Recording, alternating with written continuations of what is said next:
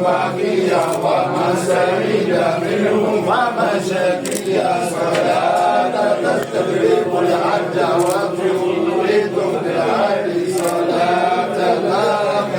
آية لها ولا منتهى ولا انتهى صلاتك لمدة دوامك وعلى آله وصحبه وسلم تسليما بسم الله الرحمن الرحيم الحمد لله رب العالمين الرحمن الرحيم مالك يوم الدين إياك نعبد وإياك نستعين اهدنا الصراط المستقيم صراط الذين أنعمت عليهم